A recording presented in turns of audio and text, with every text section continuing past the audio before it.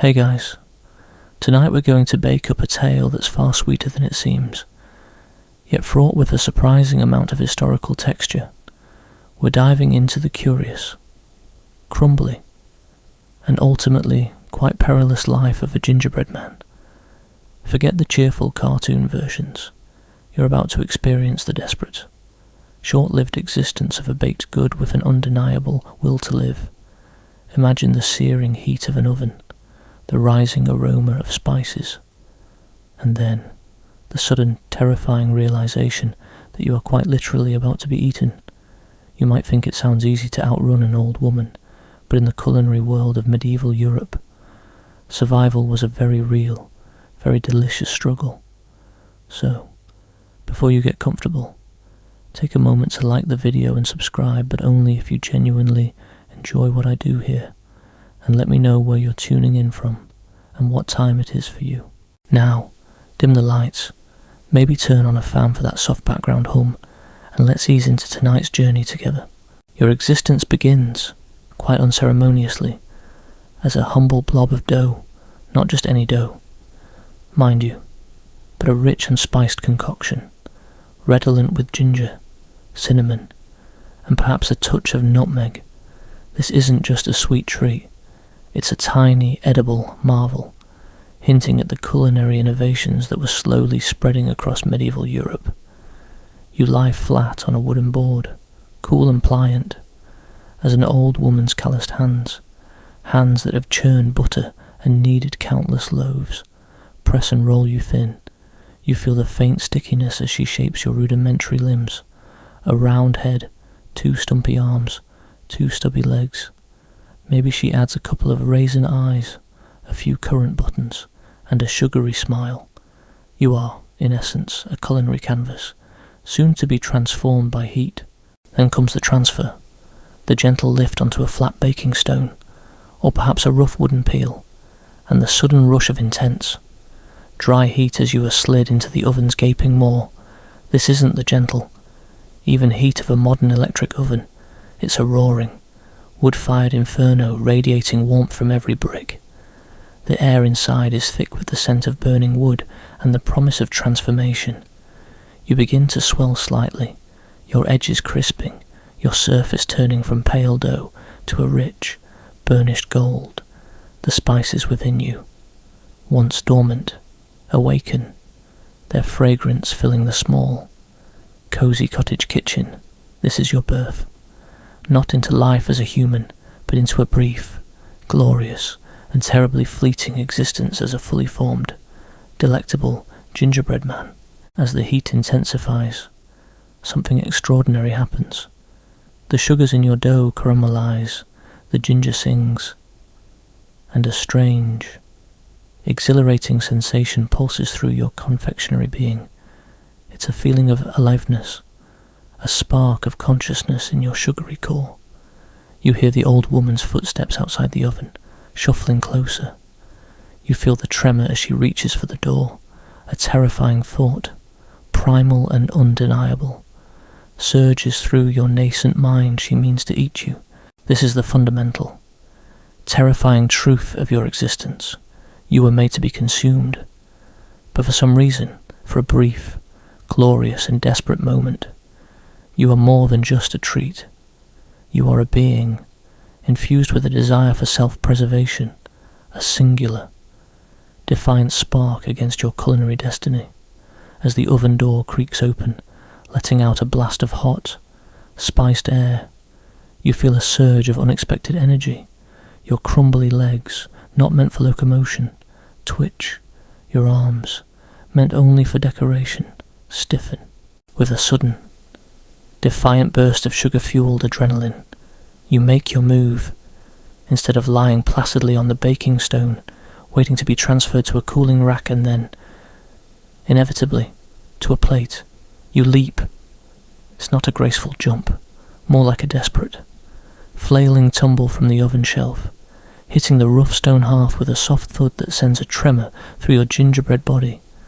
The old woman, startled, lets out a gasp, her eyes wide with disbelief. One common historical fact often overlooked is the long and rich history of gingerbread. It wasn't just a simple cookie.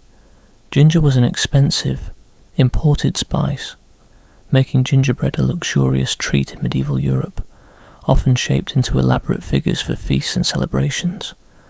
So, you aren't just any cookie, you're a high-status confection, a testament to trade routes and burgeoning culinary arts. I'm alive, you think, or rather, the thought echoes through your sugary consciousness. And I'm not going to be eaten.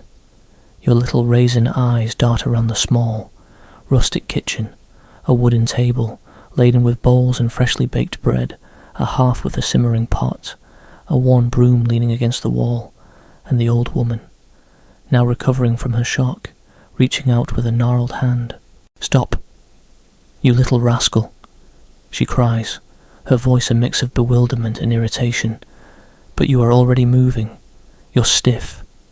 Gingerbread legs, surprisingly effective for such a crude construction, propel you across the uneven stone floor. It's not a run, more of a frantic jerky scuttle, a desperate dash fueled by pure, unadulterated fear. You hear her heavier footsteps behind you, a rhythmic thudding that sends vibrations through the floorboards.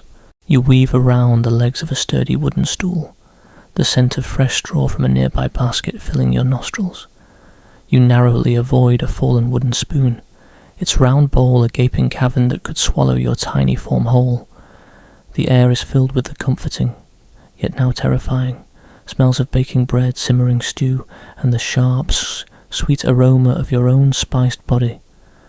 This is the kitchen, a place of warmth and nourishment. But for you, it has become a chamber of horrors, a place from which you must escape. The old woman, surprisingly spry for her age, is gaining on you. You hear her breath coming in short, sharp gasps, her muttered curses. Your gingerbread heart, if you had one, would be pounding with frantic terror. You spot it, the open cottage door, a rectangle of pale morning light beckoning. It's your salvation, your gateway to freedom. With a final, desperate burst of speed, you launch yourself towards the threshold. You feel the rough wood under your feet, the sudden coolness of the morning air hitting your spiced body. You make it. You've escaped the immediate danger of the old woman, the hot oven, and the fate of being eaten for breakfast. You're outside, in the crisp, clean air, the sounds of the farmyard just beginning to stir. A quirky detail about gingerbread is that it was often used to make gingerbread wives or husbands, as tokens of affection or even magical charms. So, in a strange way, your escape might be seen as a subversion of your very intended purpose, a magical awakening from a life of sweet servitude. As you scurry across the dusty path outside the cottage, you hear a new sound, heavier, faster footsteps. The old man, stirred by the commotion, is now joining the chase. "Get him. Wife, don't let that little biscuit get away," he bellows, his voice booming like distant thunder. "Your escape has just broadened its scope, from a single old woman to an entire, very determined, old couple. You are free. For now. But the open road stretches before you, an unknown landscape fraught with new, unimagined perils. Your brief, exhilarating dash across the kitchen floor was just the beginning. The world outside the cottage is vast, full of hungry creatures, curious humans, and dangers far greater than a pair of startled elderly folk.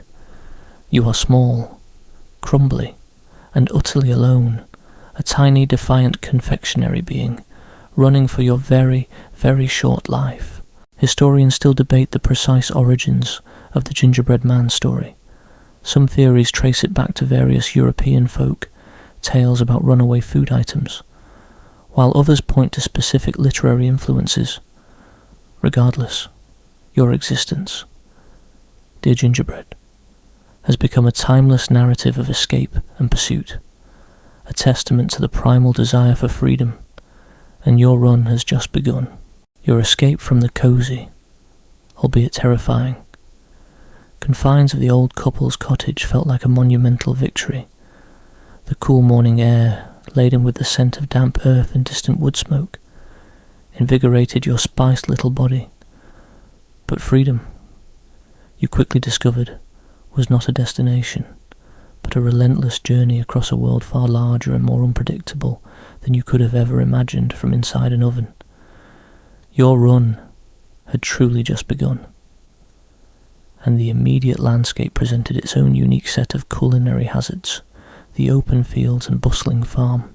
As you scurried along the dusty path, the sounds of the old couple's frantic shouts began to fade behind you. Their heavy footsteps, once a terrifying drumbeat, were now just faint echoes. You, a tiny, ambulatory cookie, were surprisingly agile, your stiff gingerbread legs propelling you forward with an almost frantic energy. The ground beneath your feet was rough, a mix of pebbles and packed dirt, a far cry from the smooth baking stone you had just departed. Every tiny step was an effort, a testament to your unexpected, delicious determination. Suddenly, the path opened up, giving way to vast, undulating fields, not the neat, manicured lawns of a fairy tale, but sprawling expanses of medieval farmland, brimming with crops and the potential for new, terrifying pursuers. You found yourself amidst rows of towering wheat, their golden heads swaying gently in the morning breeze. The stalks, as tall as trees to your minuscule height, created a disorienting, whispering maze. You pushed through them, their rough surfaces brushing against your crumbly body, leaving a fine dusting of pollen on your spiced exterior. The sun, now rising higher, cast long shadows, making it difficult to discern what lay ahead. You could hear the buzzing of unseen insects, the rustling of small creatures in the undergrowth, and the distant bleating of sheep. This was the pastoral idyll. Yet for you, it was a gauntlet of survival. Every rustle in the wheat could be a hungry mouse, every shadow a lurking bird. Your raisin eyes darted left and right, constantly scanning for threats. Then you heard it, a new sound. Closer this time, a low, guttural moo, and then another, louder, accompanied by the heavy thud of hooves. You froze, pressing yourself against a particularly sturdy wheat stalk. Through a gap in the golden curtain, you saw it, a massive, brown cow, placidly chewing its cud, its huge head swinging slowly, its eyes blinking with bovine indifference. To you, it was a monstrous, lumbering mountain of meat, and its large, wet nose seemed to twitch in your direction. The thought struck you with chilling clarity. Cows eat grass, yes, but what if it fancied a sweet, spiced snack? You didn't wait to find out. With renewed vigour, you zigzagged through the wheat, hoping its density would obscure you from the cow's limited vision. You heard its deep breath, a warm, moist gust that almost wafted over you, carrying the scent of cud and hay. You scurried faster, your little gingerbread heart thrumming. You could just imagine being accidentally trampled, or worse, becoming a minor, spicy addition to its breakfast. One common historical fact is that medieval farms were incredibly diverse, often combining crop cultivation with animal husbandry in a single, integrated system. So, encountering livestock alongside fields of grain was a very common sight in the rural landscape you were traversing. As you emerged from the wheat, panting if a gingerbread man could pant, you found yourself in a pasture, and here, the landscape offered even more challenges. You heard a distinct oink, oink, followed by the sound of rooting and snuffling. A herd of pigs, muddy and robust, were gleefully tearing up the earth in search of roots and grubs. Pigs, you instinctively knew, were omnivores, and you, a delicious, highly aromatic confection, would be a tempting morsel indeed. You saw their sharp tusks, their snouts caked with mud, their small, intelligent eyes scanning the ground. You pressed yourself flat against a clod of earth, hoping your brown, crumbly surface would blend in with the soil. You could feel the ground tremble as they moved, their heavy bodies brushing past the very spot where you lay hidden. Imagine the terror of being a mere few inches from a potential devourer. Your only defence, your stillness, and your uncanny resemblance to a discarded piece of earth. One pig, particularly curious, rooted dangerously close, its snout snuffling just inches from your head. You held your breath, a sugary statue of fear. It eventually moved on, leaving behind a faint muddy scent that clung to your spiced exterior. A lesser-known detail about medieval farming practices is the prevalence of communal grazing. Farmers would often share common pastures, meaning that livestock from various households would mingle, creating a bustling, potentially dangerous environment for a runaway cookie. This wasn't just one farmer's pig. It could be the entire village's pork supply. You continued your frantic run, skirting the edge of the pasture. The air was now filled with the cacophony of the farm, the clucking of chickens, the occasional crow of a rooster, and the gentle bleating of a sheep heard in the distance. Each sound represented a potential new threat, a new pair of eyes or a new set of teeth that might recognize you for what you truly were, a delicious, mobile snack. You saw the chickens, scratching vigorously at the ground, their beady eyes constantly searching for edible morsels. They pecked at worms, insects, and anything else they could find. You quickly realized that a chicken's peck, though small, could be devastating to your delicate gingerbread structure. You kept a wide berth, darting between clumps of grass, moving as stealthily as your stiff limbs would allow. It was a constant game of hide and seek, with your life as the ultimate stake.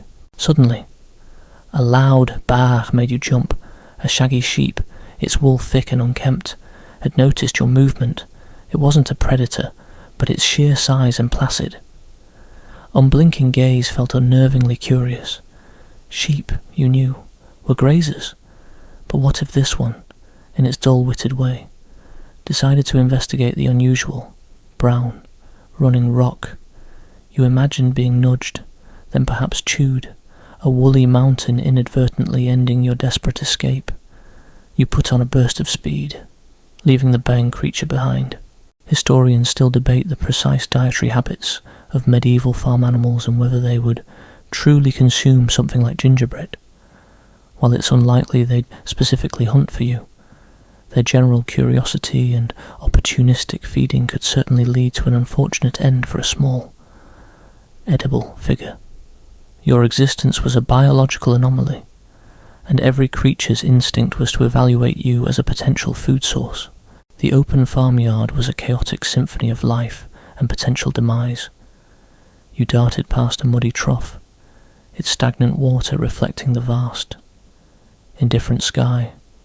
You scrambled over a discarded wooden wheel, its spokes like the bars of a miniature prison. Every shadow seemed to hold a lurking danger, every rustle in the straw a potential predator. You were the anomaly, the intruder, the highly coveted snack in a world not designed for your independent existence. Your run through the farm was a constant affirmation of your desperate desire for freedom, but also a stark reminder of your fragility. You were so small, so crumbly, so utterly vulnerable. The old couple might have been slow, but the farm animals, with their sheer size and primal instincts, presented an entirely new, much more immediate threat. You were literally running for your life, your spiced aroma a beacon to every hungry creature. As you finally cleared the last fence, leaving the sounds and smells of the farm behind, you felt a momentary surge of relief, but the horizon still stretched far, and the dangers, you knew, were far from over. You were a gingerbread man, and the world was a very, very hungry place. Your frantic escape from the farm, dodging the casual indifference of cows and the eager snouts of pigs, had brought you to the edge of something far more complex and potentially deadly, a medieval village. The rustic simplicity of the countryside was replaced by a bustling, chaotic microcosm of human life, where every cartwheel, every barking dog, and every curious child posed a direct threat to your continued, crumbly existence as you scurried off the muddy track and onto a cobbled path. The sounds of the farm faded, replaced by a new symphony of human activity. You heard the clang of a blacksmith's hammer, the distant chatter of voices, and the rhythmic thump of a loom. The air, once filled with the scent of hay and manure, now carried the smells of wood smoke. Baking bread, a particularly cruel irony for a baked good on the run, and something vaguely metallic. This was humanity in miniature. And you, a tiny spiced anomaly, were about to navigate its labyrinthine dangers. Your first obstacle was the very path itself. The cobblestones, uneven and treacherous, made your jerky, determined run even more precarious. You stumbled over loose stones, narrowly avoiding a faceplant that could have sent cracks spiderwebbing across your gingerbread face. Your raisin eyes darted ahead, trying to discern a safe path amidst the unpredictable terrain. You were so low to the ground that discarded bits of straw, dried mud, and even the occasional dropped coin seemed like monumental obstacles. Suddenly, a terrifying rumble vibrated through the ground. You froze, pressing yourself flat against a particularly large, stable cobblestone. Then you saw it a wooden cart, laden with sacks of grain, being pulled by a lumbering ox. Its massive, creaking wheels, banded with iron, seemed intent on crushing anything in their path. To you, they were colossal, slow-moving instruments of death. You could feel the vibrations through your sugary body as the cart rolled past. Inches from where you lay hidden, imagine the sheer terror of being so utterly insignificant, a mere speck in the path of everyday commerce. You waited until the rumble faded before daring to move again. The village was alive with activity. People milled about, going about their daily chores. A woman carried a basket of freshly laundered clothes, their damp scent filling the air as she passed. A man, his arms bulging with muscle, chopped wood with a rhythmic thwack. Every human footstep, encased in heavy leather boots, was a potential crusher, a swift, final end to your desperate dash for freedom. You quickly learned to anticipate movements, to dart into the shadows or behind convenient obstructions the moment you sensed a human drawing near. One common historical fact is that medieval villages were incredibly compact and self-sufficient, with homes, workshops, and even small market areas clustered closely together. This meant a high density of both people and activity, making any sort of unobserved movement incredibly challenging for something as small as you. The noise level was constant, the shouts of merchants, the bickering of children, the occasional bark of a dog, and that was your next major threat, the dogs. You saw them lounging in patches of sunlight, ears twitching, noses sniffing the air. Dogs, you knew, possessed an uncanny sense of smell, and you, a delicious concoction of ginger and sugar, would undoubtedly smell irresistible. You spotted a shaggy mongrel, its tail thumping idly against the ground, its head lifting slightly, nose pointed in your direction. Your gingerbread heart gave a frantic thump.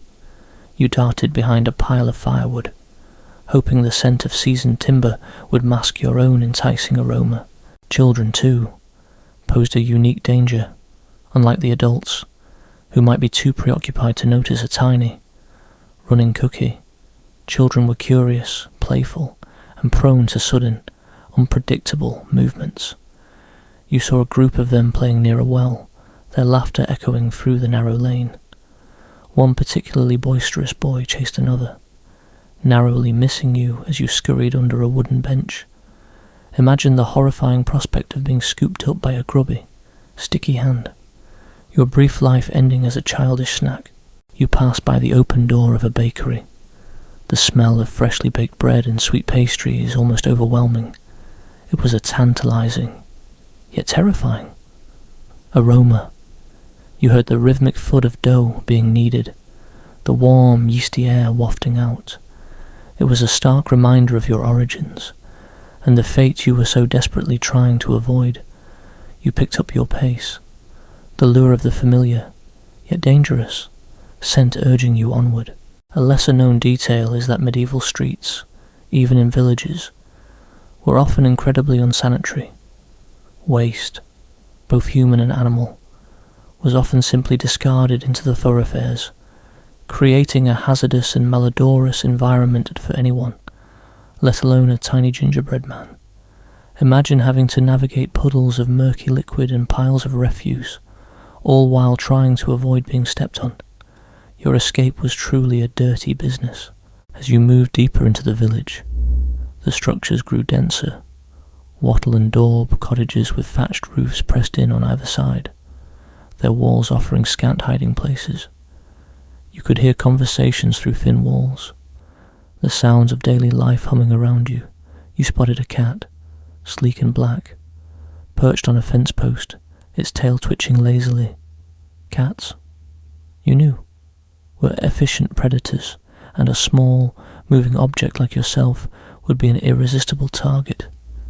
You pressed yourself flat, waiting for it to turn its gaze away, before continuing your cautious progress. You heard the distinct clucking and scratching of chickens once more, confined to a small, muddy pen beside a cottage. Your earlier encounter in the fields had taught you to give them a wide berth. These were not the docile, unobservant creatures of a child's picture book. They were keen-eyed, opportunistic scavengers, and you, a delightful edible, were exactly the kind of prize they'd peck at. Historians still debate the average size and layout of medieval villages, as they varied greatly depending on region and time period. However, they were universally characterized by a close proximity of humans, animals, and commerce, creating a complex ecosystem of risks for a runaway baked good. Your survival depended on navigating this intricate, living maze. Finally, you saw it, the edge of the village, where the cottages thinned out and the path once again gave way to less populated land. The open, dusty road stretched before you, leading away from the immediate clamour of human habitation. You pushed yourself forward, your gingerbread body aching from the constant exertion, your raisin eyes fixed on the freedom ahead.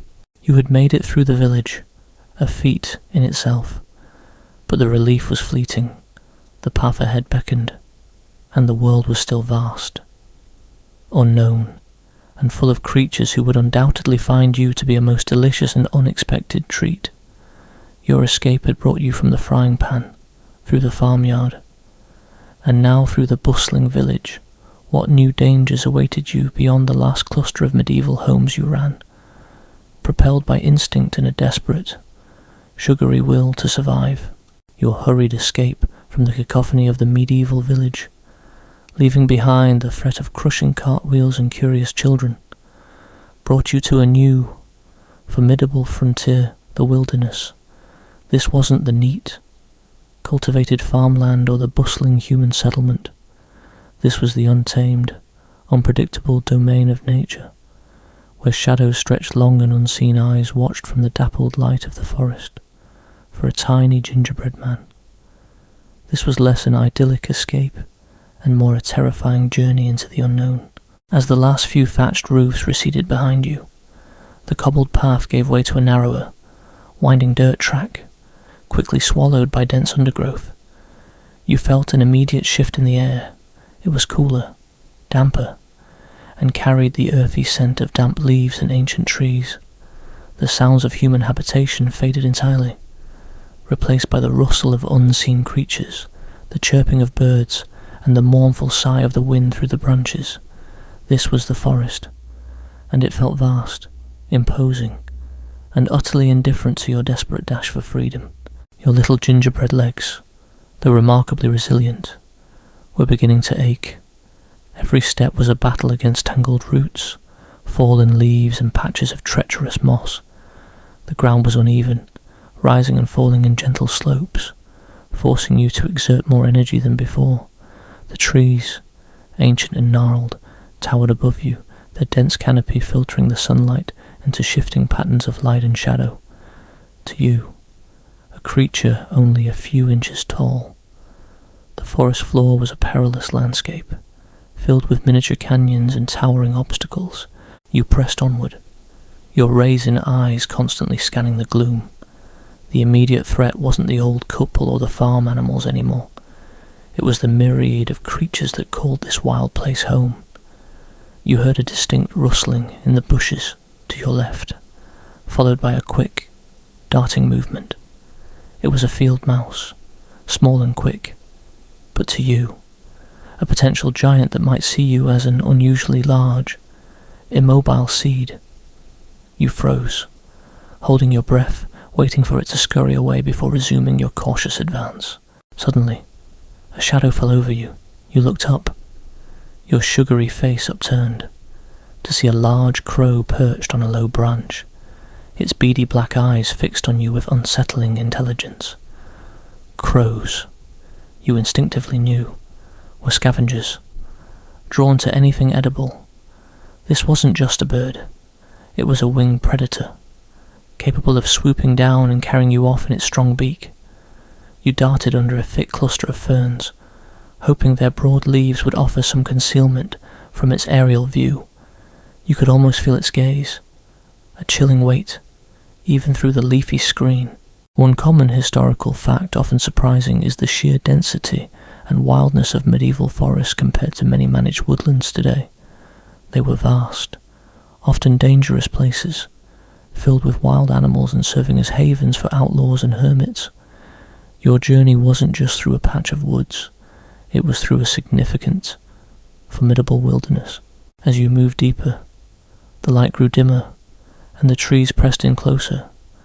The sounds became more unsettling, the hoot of an unseen owl, the distant howl of a wolf, though you were likely too small to be its target. The sound was terrifying nonetheless, and the constant, unnerving rustle of unknown creatures moving through the undergrowth. You were no longer running from domestic pursuers. You were navigating a primal landscape where survival was a daily struggle for every inhabitant. You stumbled upon a patch of wild berries, glistening red in a rare shaft of sunlight. The scent was sweet and tempting, but you knew better than to stop. Your delicate gingerbread body was already a treat. Adding berry stains might only make you more noticeable, or worse, attract even more unwanted attention from the forest residents. You were running, not feasting.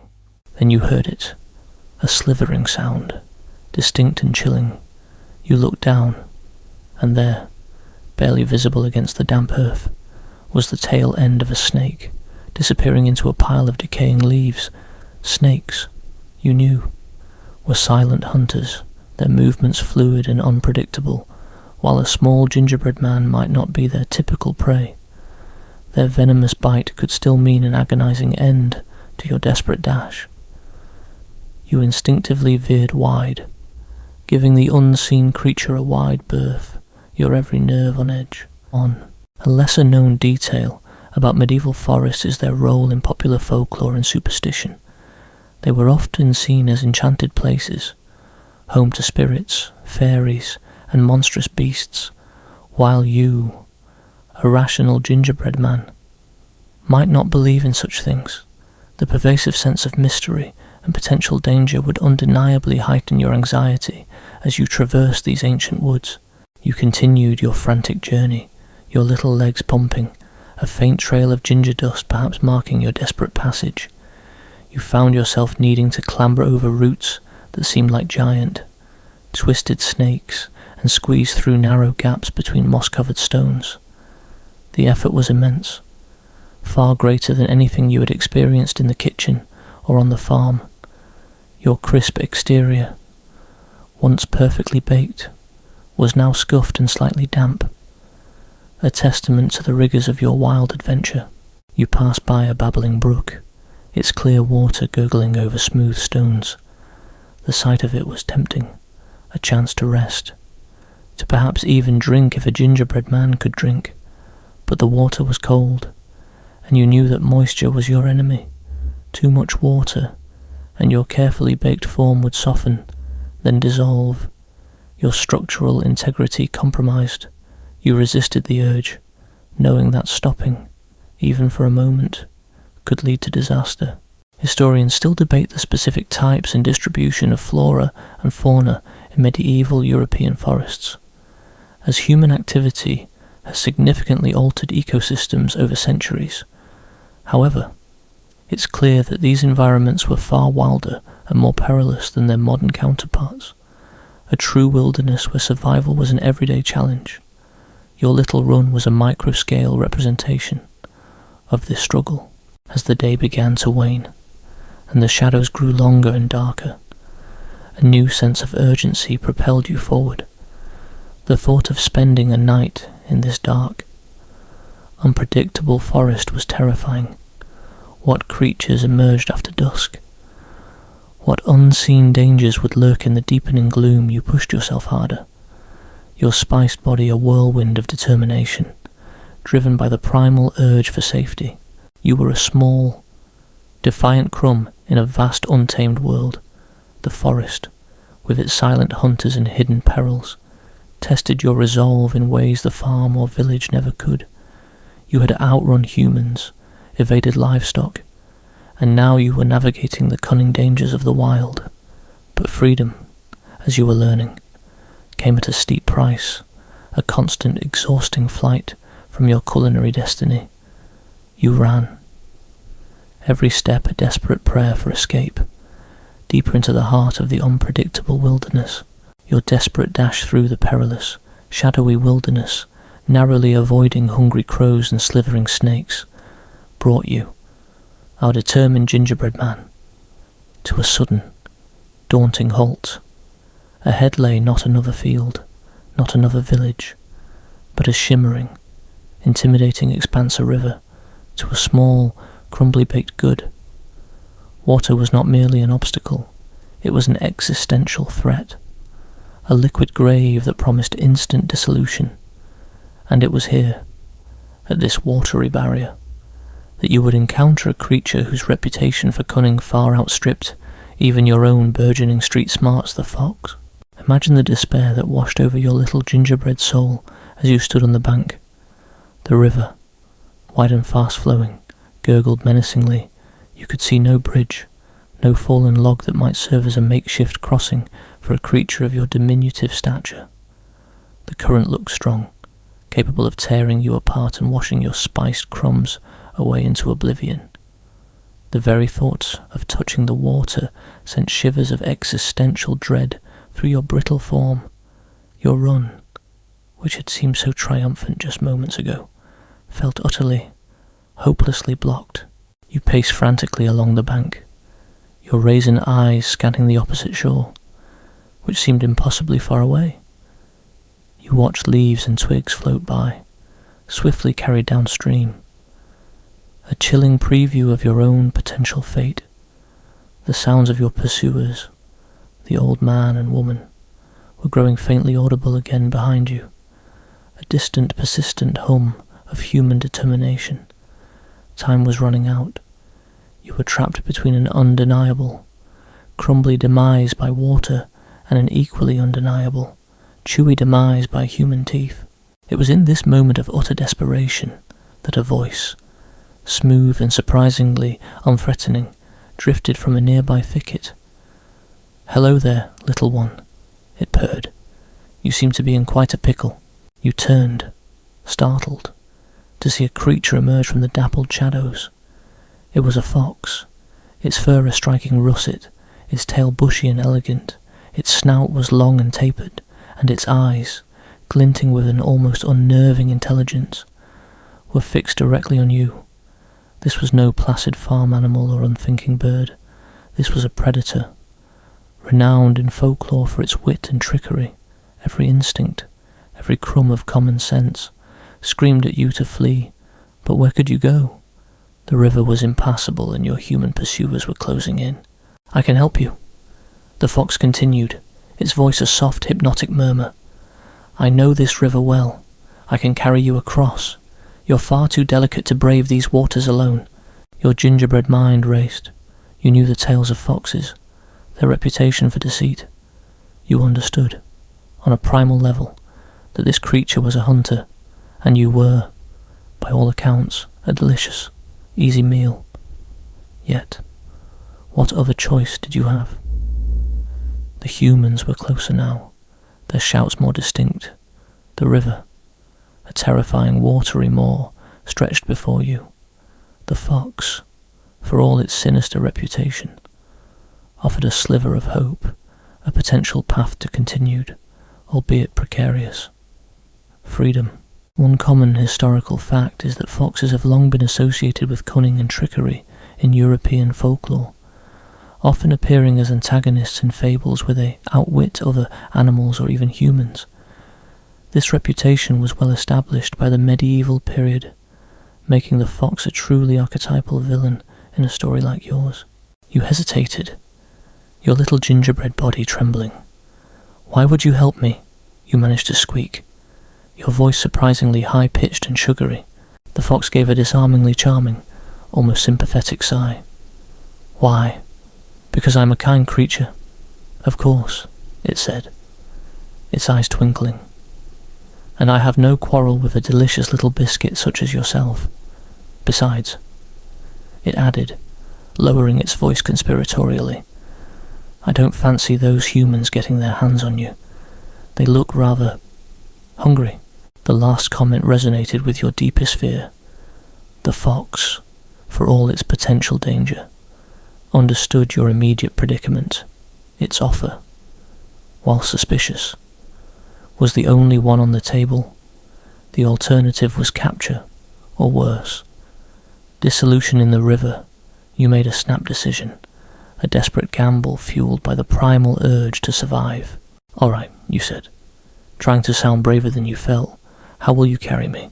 The fox smiled, a flash of white teeth that sent a fresh wave of unease through your fragile form. "Simply climb onto my tail," it suggested, turning its bushy appendage towards you. "It's quite sturdy, and I can keep you out of the water." The thought of climbing onto its tail, so close to its predatory mouth, was terrifying. But you were running out of time. The old woman's voice, surprisingly loud, echoed through the trees. He went this way towards the river. With a desperate surge, you scrambled onto the fox's tail. It was surprisingly soft, yet firm. A warm, furry perch. You clung on tightly, your tiny gingerbread fingers digging into the thick fur. The fox watched you, its intelligent eyes unblinking, before turning its attention to the river. A lesser-known detail about medieval river crossings is how dangerous they truly were. Fords could be unpredictable, currents strong, and bridges rare outside of major towns. For anyone, let alone a small, edible being, a river was a significant, life-threatening barrier. Your reliance on the fox was a testament to the utter lack of alternatives. The fox waded into the water. The initial shock of the cold, murky liquid was palpable. You could feel the slight tug of the current against its fur, the ripples that spread out from its legs. The water rose, first to its ankles, then its knees. You were grateful to be perched high and dry on its tail, momentarily safe from the damp enemy. As the fox moved further into the deeper parts of the river, the water rose higher, reaching its body. "Oh, dear," the fox murmured, its voice still smooth, but with a new, subtle undertone. "The current seems stronger here than I remember. Perhaps you should climb onto my back, little one. You'll be safer there, higher out of the water." Another internal debate, another desperate calculation. Your pursuers were clearly visible on the bank now, gesturing wildly. The river was deep, the current swift. Moving to its back would indeed place you higher, further from the immediate threat of the water. Was this another trick or a genuine concern? Albeit one rooted in its own self-interest, a soggy gingerbread man would be far less appealing. You made the perilous transfer, scrambling from its tail onto the soft fur of its back. You could feel the warmth of its body, the rhythmic flexing of its muscles as it swam. The air here was clearer, and you could see the opposite bank, still a daunting distance away, but you were moving, Steadily, across the treacherous water, you had made it this far, defied your destiny, and now, against all odds, you were crossing the river. Historians still debate the symbolic interpretations of the fox in different iterations of the Gingerbread Man story. Is it pure evil? Or simply acting on its nature is the Gingerbread Man naive? Or simply out of options? These ambiguities add layers to your desperate flight as the fox swam. You felt a strange mix of relief and growing dread. Relief that you were no longer trapped. Dread that you were now utterly at the mercy of this cunning predator. The opposite bank seemed to creep closer, but every stroke of the fox's paws brought a new ripple of suspicion through your sugary core. The ultimate betrayal loomed, a chilling inevitability that you were both trying to deny and bracing yourself for. Your life as a runaway, sweet and defiant, was approaching its final, perhaps most poignant, chapter. The churning water of the river, cold and indifferent, was now your immediate reality as you clung precariously to the fox's back. The old couple's cries had faded into the distance, a testament to the fox's swift swimming, but a new, more insidious threat was emerging. The whispers of deceit, the chilling undertones of the fox's smooth voice, were becoming increasingly difficult to ignore. You, our desperate gingerbread man, were about to experience a masterclass in manipulation, a lesson in trust and its ultimate betrayal. As the fox paddled further from the bank, its body gliding effortlessly through the current, you felt surprisingly secure on its furry back. The water was deep, far deeper than you could have ever managed on your own, and the opposite bank still seemed an insurmountable distance away. You watched the water ripple past, mesmerized by its movement, yet acutely aware of the chilling vulnerability of your position. You were literally putting all your eggs, or rather, all your crumbs in one very cunning basket. Getting a bit high, isn't it? Little friend, the fox purred, his voice a low rumble beneath you. The current seems to be getting stronger. Perhaps you'd be safer up on my head just for a moment, to avoid getting your delicious feet wet. Your raisin eyes widened. On its head that was dangerously close to its powerful, toothy jaws. Every instinct screamed a warning. This was the moment, this was the test. But again, what choice did you have? The water was steadily rising against the fox's shoulders, and you could feel the cold dampness starting to seep into the lower parts of your gingerbread body. A soggy gingerbread man was a doomed gingerbread man. You had to trust, or risk certain dissolution. With a gulp if gingerbread could gulp, you carefully clambered forward, your little hands and feet scrambling on the fox's fur. You felt the subtle shift of its muscles as it continued to swim. You reached its neck, then its broad, flat head, settling precariously between its ears. From here, your view was even better, but the proximity to its long, pointed snout and sharp teeth was terrifyingly intimate. You could feel its warm breath, carrying the faint, wild scent of the forest and something else, something distinctly carnivorous. One common historical fact, often highlighted in fables, is the consistent portrayal of the fox as a trickster figure across various cultures and time periods. Renowned for its intelligence and often self-serving deception, this archetype would have been well understood by any medieval audience hearing a similar tale, immediately signalling the impending treachery. There, much better. Wouldn't you say? The fox murmured, its voice imbued with a sickeningly sweet satisfaction. Nice and dry up there, safe from the river's chill. You could only offer a nervous, silent agreement. You felt the slight vibrations of its throat as it spoke, a constant reminder of the living, breathing, predatory creature beneath you. The current seemed to pull harder now, or perhaps it was just your imagination. A heightened sense of vulnerability making every movement of the fox feel more significant. Your little gingerbread heart was pounding. You were almost across. The opposite bank, though still a little distance, was clearly visible now, offering the promise of solid ground and continued escape. You could almost taste freedom, mingling with the faint, unsettling scent of fox fur. Ah, the fox chuckled, a low rumbling sound that made your perch tremble. But the water is still rising, little one. It's reaching my chin now. My nose might get wet. How will I ever sniff out those delicious field mice if my nose is waterlogged? You must climb higher, higher. There was nowhere higher to go, except onto its nose. Your raisin eyes darted to the long, black, moist tip of its snout. It was a minuscule, slippery platform, barely big enough for your tiny feet, and it put you squarely within inches of its mouth, a dark, cavernous opening lined with sharp, glistening teeth. This was it, the final act of the deception. The ultimate betrayal you had instinctively feared was upon you. A lesser-known detail that underscores the fox's cunning is its progressive escalation of the request. It doesn't ask for the most dangerous position immediately, it gradually builds up to it, exploiting your desperation and lack of alternatives with each stage of the crossing. This psychological manipulation is key to its success. Your mind raced, a tiny frantic whirlwind of fear and resignation. To refuse was to be abandoned in the middle of the river, to dissolve into a sweet, spiced memory.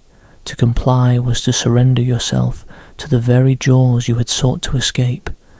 But the choice was already made for you by the relentless current and the fox's unyielding demand.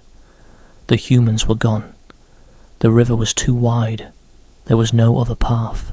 With a deep, shuddering breath that threatened to crack your brittle chest, you began the final, terrifying climb.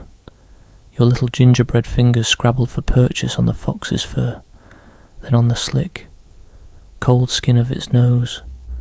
You could feel the moistness, the subtle twitching of its nostrils as it breathed. You were utterly exposed, a perfect bite-sized target. You stood there, teetering on the very brink of your demise, the most delicious, and perhaps the most foolish gingerbread man to ever attempt such a desperate escape. The fox let out a soft, satisfied sigh.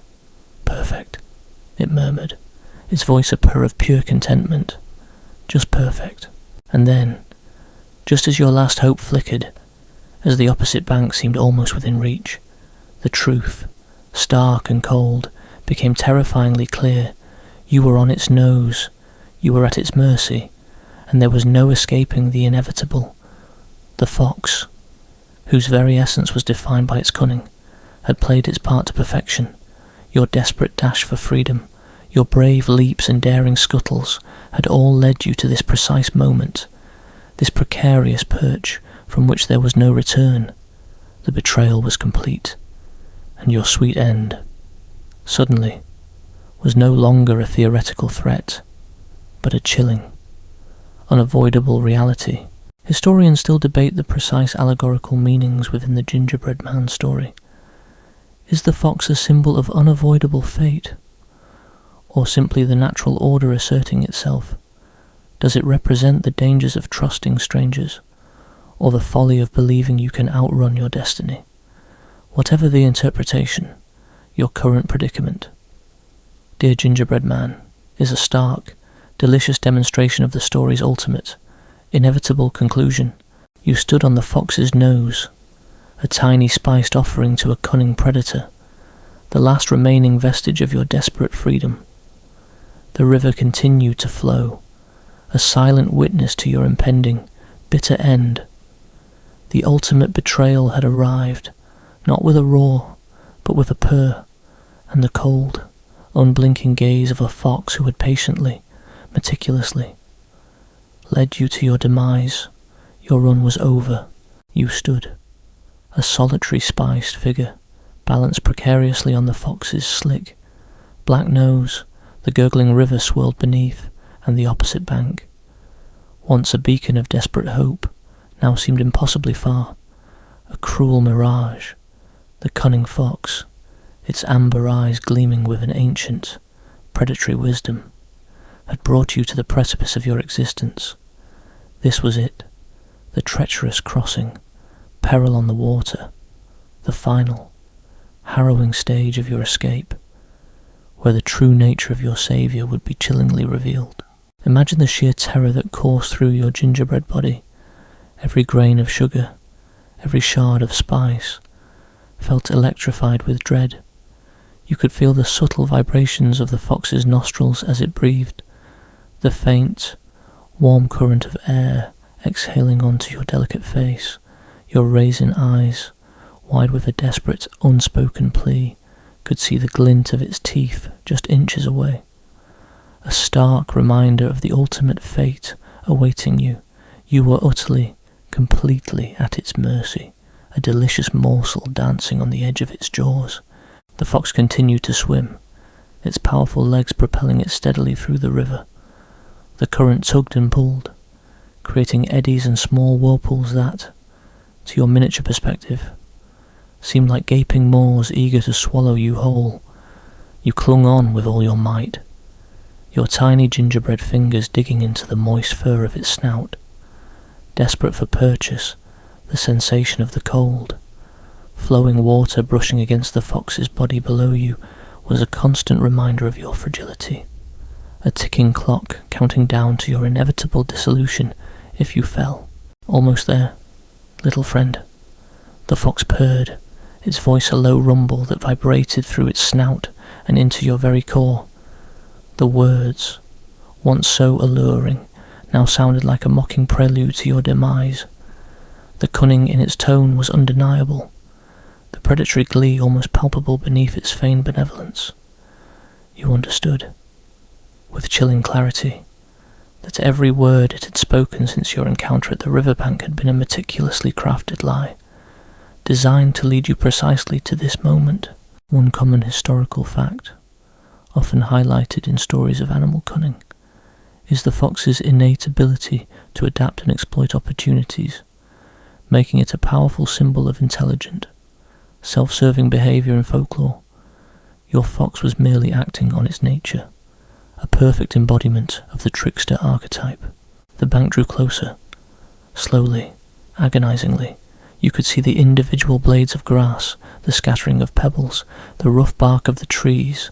Hope, however faint, flickered in your crumbly heart.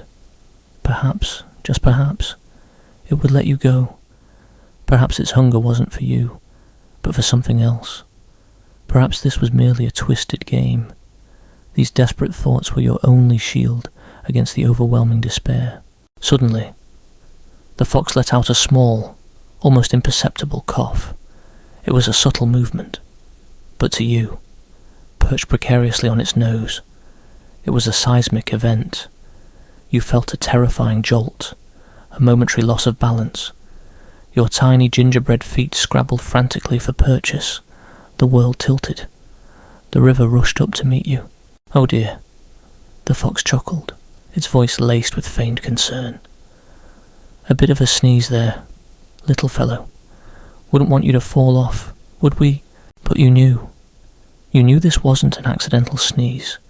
This was a deliberate, calculated move, a subtle test of your grip, a playful preamble to the inevitable.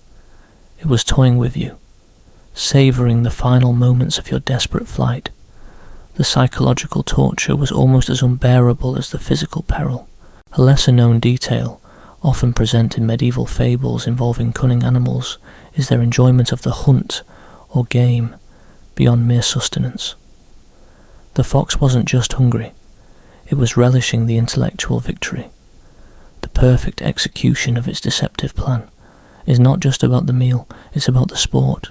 You clung on tighter, your entire being focused on survival, even as your instincts screamed that it was futile. The cold spray of the river occasionally misted your surface, a stark reminder of the watery death that awaited if your grip failed. You could feel your gingerbread structure, though resilient, becoming slightly softer from the humidity, a subtle weakening that further exacerbated your fear. The fox began to make a low, rumbling sound, a sort of purr growl, that sent shivers down your spine. Its eyes, previously glinting with cunning, now held an unmistakable hunger. It was no longer playing, the game was reaching its conclusion. The opposite bank was now only a few feet away, a tantalizing sliver of safety that you would never reach.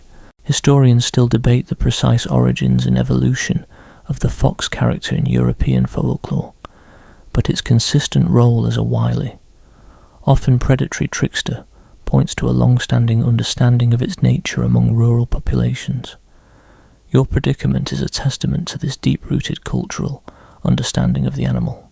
You saw the fox's muscles tense, its head dip ever so slightly, the nose, your precarious perch, angled downwards. You felt the breath of its open mouth, a hot, humid gust that carried the scent of wet fur and the mahalic tang of something primal. Your raisin eyes were fixed on the terrifying cavern of its maw, the sharp teeth gleaming like tiny, predatory stalagmites. This wasn't a question anymore. This wasn't a choice. This was the inevitable conclusion of your valiant, albeit naive, flight. The treacherous crossing was over, and the peril was no longer the water, but the very creature that had saved you, your sweet, spiced aroma, once a beacon of your unique existence, now merely served as an irresistible invitation to your final, bitter end. The ultimate betrayal was here, and there was nothing left but to face it. You had truly run as far as you could. The world, for you, our runaway gingerbread man, had narrowed to a single, terrifying point, the gaping maw of the fox. All your desperate scrambling, your ingenious dodges, your tireless running, every crumb of effort had led you to this chilling, inevitable moment. This was the inevitable end, a sweet demise, the climax of your brief, exhilarating existence, a stark reminder that some destinies, however bravely defied, simply cannot be outrun. Imagine the last few moments, stretched into an agonizing eternity. You stood teetering on the fox's nose, the warmth of its breath washing over you, carrying the primal scent of a predator ready to feast. The world blurred, the river gurgling below, the distant shimmering opposite bank, the green blur of the trees, all fading as your raisin eyes fixated on the terrifying, dark cavern of its mouth. The teeth, sharp and glinting, seemed to fill your entire field of vision. This wasn't just a mouth, it was the end of your story, a final, hungry maw of destiny. The fox didn't even need to move its head much. A subtle tilt, a slight opening of its jaws, and the tip of its nose. Your last precarious perch began to descend. You felt yourself sliding, gravity pulling you relentlessly towards the warm, wetted interior. There was no time to scream, no space to maneuver.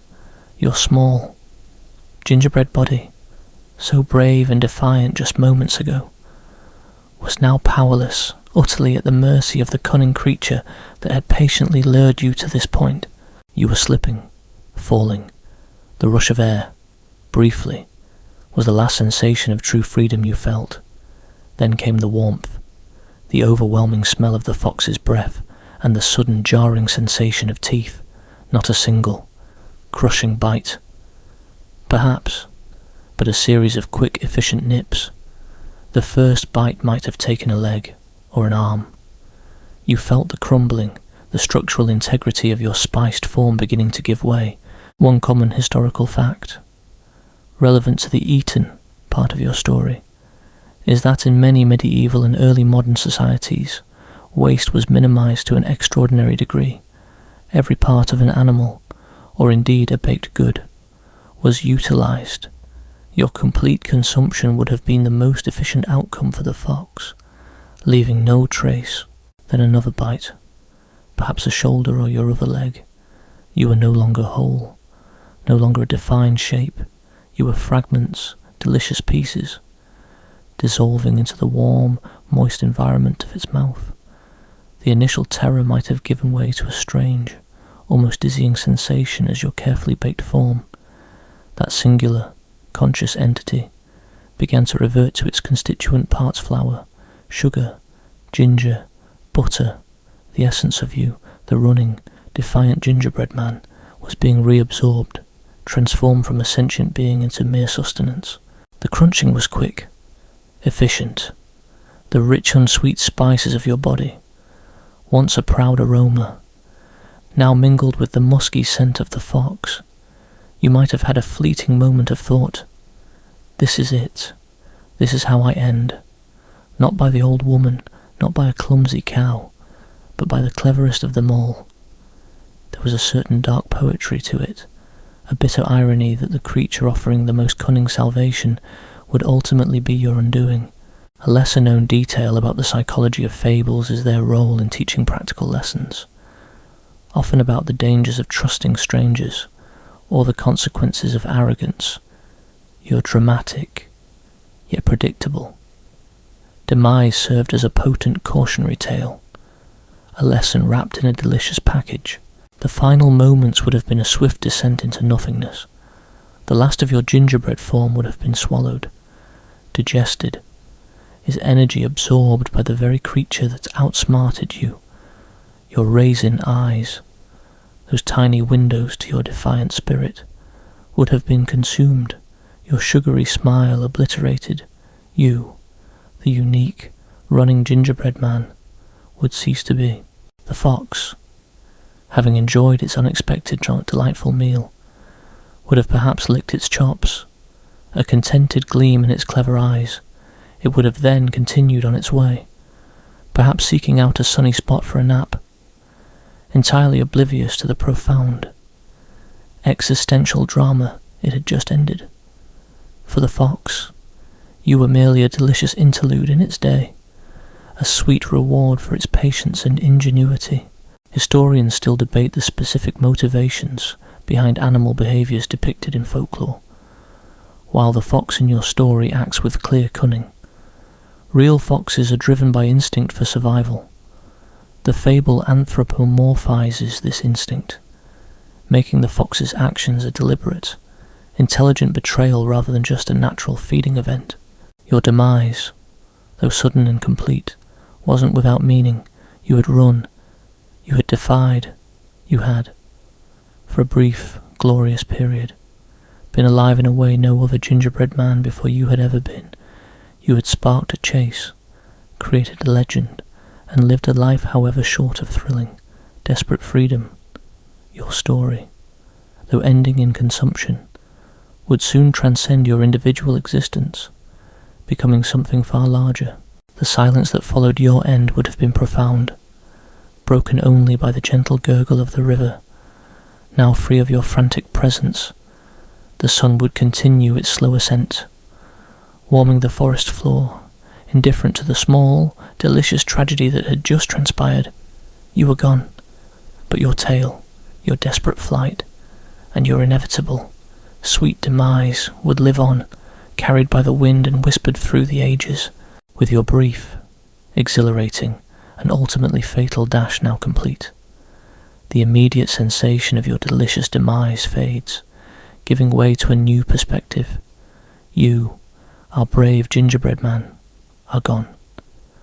But the reverberations of your desperate run echo through the small world you briefly inhabited. This is the aftermath, a culinary legend, where we explore how your fleeting life and dramatic end left an indelible mark on those who chased you.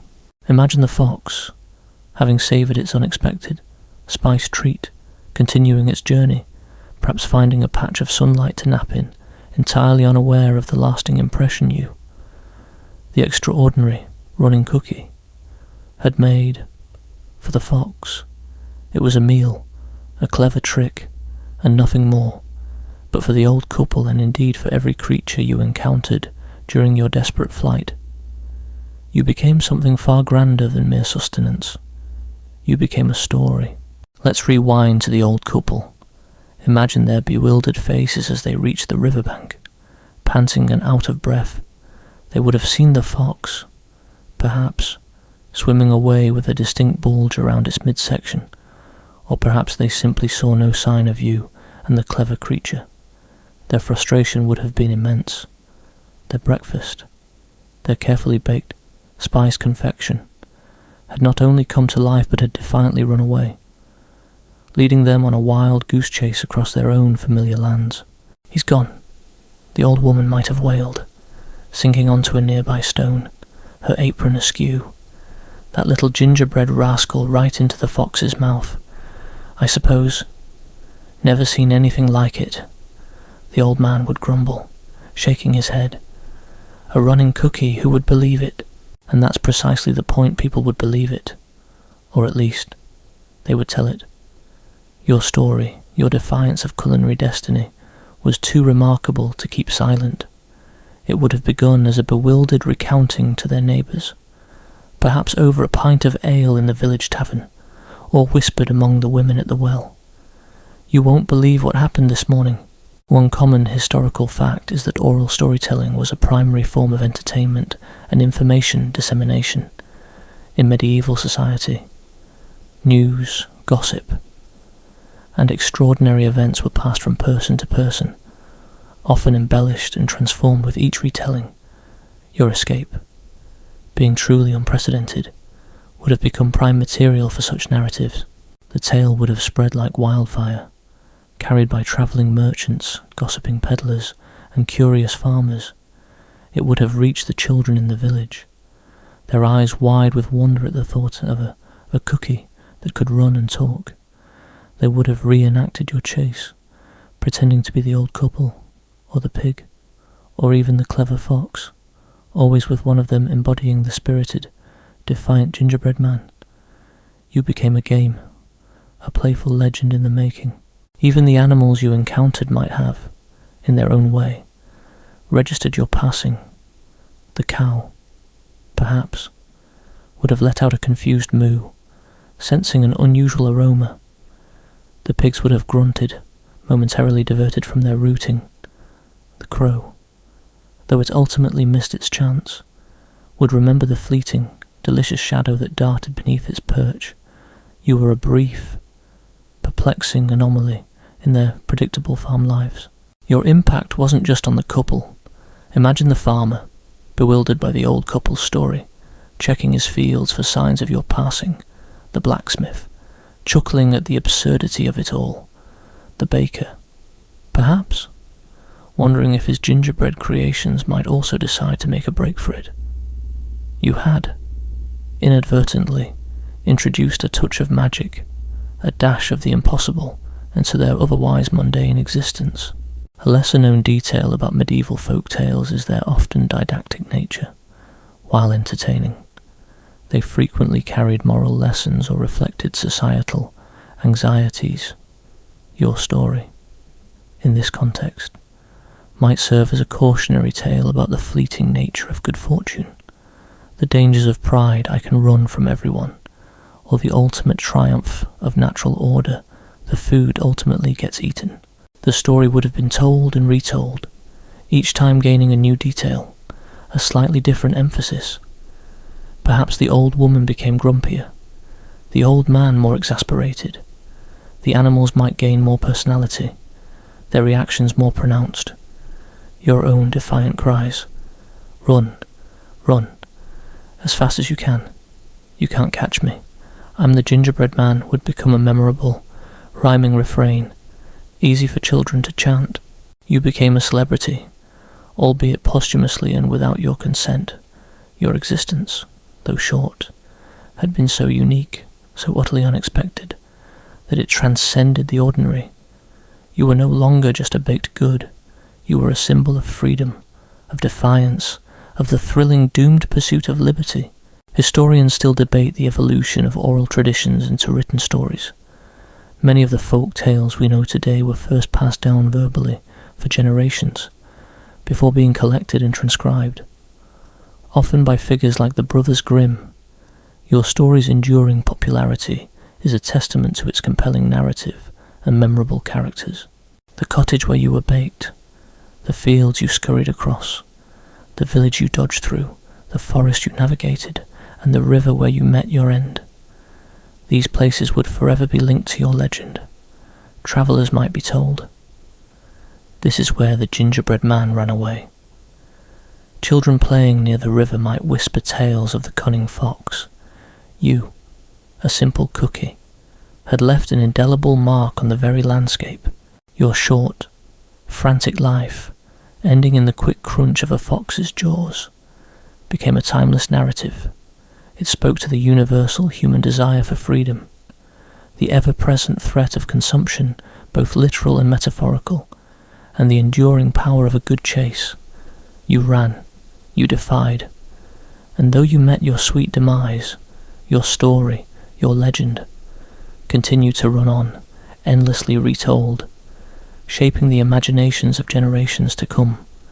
Your brief flicker of existence became a roaring flame of folklore, your brief, desperate dash, the thrilling pursuit, and your ultimate, sweet demise.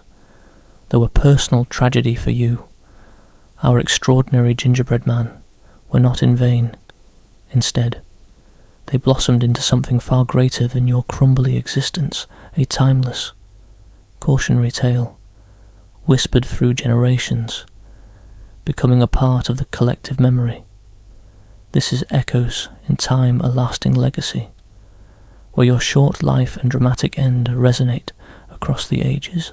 Imagine the story of the running gingerbread man being passed down from parent to child, not just in the old couple's village, but far beyond. It would travel with merchants along dusty trade routes, be sung by bards in bustling taverns, and recited by grandmothers by flickering hearth fires.